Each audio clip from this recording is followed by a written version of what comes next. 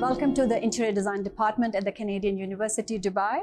This year, our graduation projects look at socio-cultural, ethical, sustainable, and human-centric design, which is very based on evidence research. We have Amina here who will talk about her design proposal for her graduation project. So basically, I designed a library space, which I call it the Tales Library, where I aspire as a designer where people can come and be socially included with other people, because as we know, the COVID has hit us all a lot, kids and the elderly people. So I want this space to be a space where they can come out of their bubbles and include with all the people at the community. What are the functions of the library? And I know you have you've looked at VR, and there's so much more in there. So basically, what is a library? Library is like a space which kind of preserves your heritage even before you were born. So I wanted to take that aspect and kind of create a space. So my library is kind of designed in terms of divided into chapters. So chapter 1 starts with the introduction, where you first meet the reception. The last chapter is basically the most interesting one,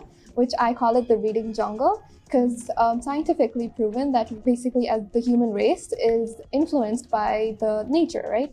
There's coexistence within the world. So I thought that would be interesting if I could help plants influence people in some sort of a way. And I know that came from your research that you did, which was neuroscience. Yeah? Exactly. So tell us about that. So when I was doing research for library, I wanted to kind of go into the scientific part.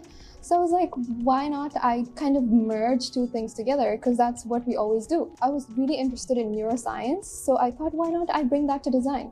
So then I actually did some research and I found Juhani Palazma.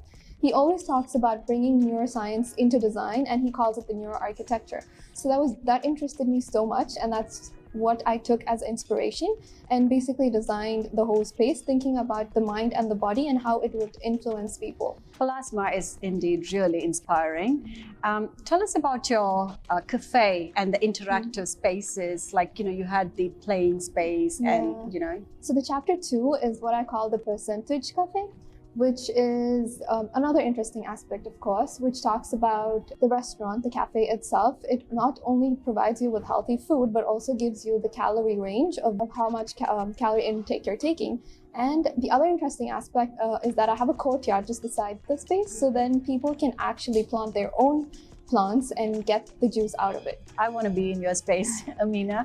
So tell me, why did you choose interior design? So as a child, I always loved to scribble on my walls, and parents don't really like it. So they would always yell at me, of course. But then I didn't realize that would actually turn into my passion, into design. And I just didn't want to scribble my walls, but I also wanted to scribble everyone else's. Tell us a bit more about what you envisage in your future. I kind of took a step back, and I was thinking about, why do we design? What does design mean to me?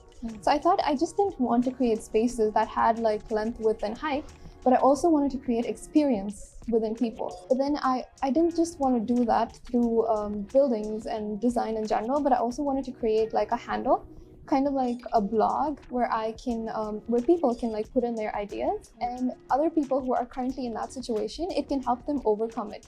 But then I was also thinking that specific handle can be completely catered for designers, so they can come and understand what different things happening around the world, so it will help them design better. Thank you so much, Amina, for being with us and spending your time with us. Thank you. And thank you everybody for being with us today, and I hope to see you soon with more stories about our graduation projects. Thank you.